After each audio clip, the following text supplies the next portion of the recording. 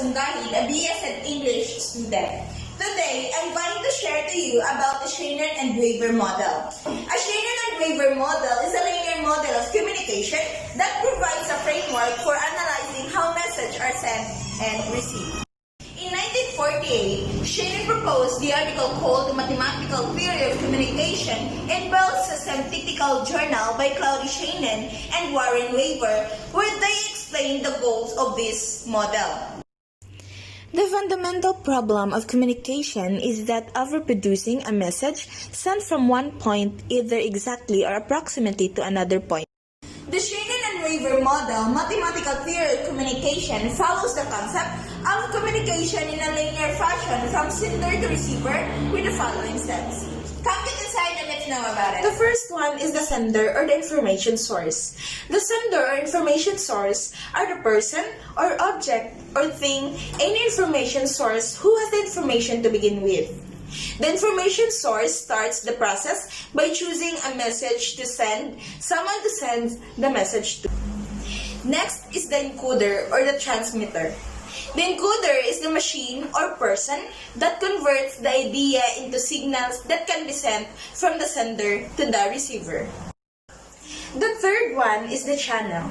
The channel of communication infrastructure that gets information from the sender and transmitter through the decoder and receiver.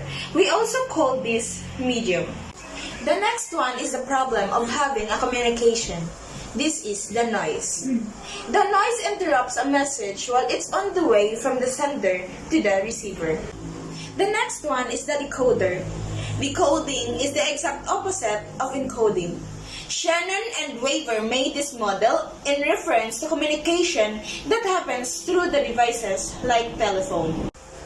The last model of Shannon and Waver model of communication is the receiver or the destination.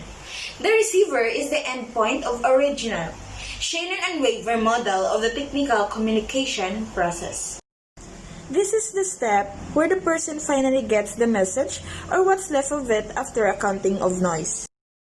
Here are the 6 model of Shannon and Waver model of communication. The sender or the information source, the encoder or transmitter, channel, under it is the noise, the decoder or reception, and the last one is the receiver or destination.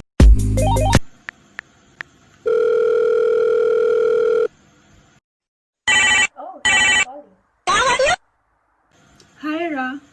Oh, hi, Gray. How are you? I'm doing good. How about you? I'm fine too. Oh, anyway, can I borrow your notes for tomorrow? Yeah, sure. Thanks, Ra. Bye, Gray.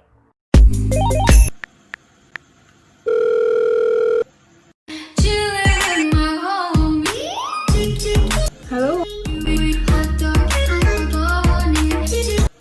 Are you there?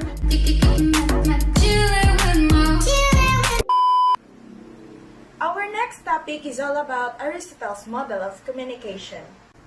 While exploring the human nature scientifically, Aristotle developed a linear model of communication. This is for oral communication known as Aristotle's model of communication. Aristotle's model is mainly focused on the speaker and the speech. It can be divided into 5 elements.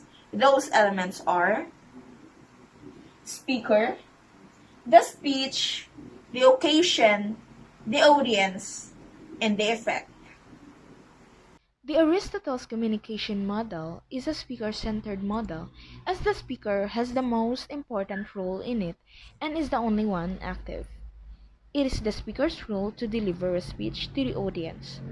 The role of the audience is passive, influenced by the speech.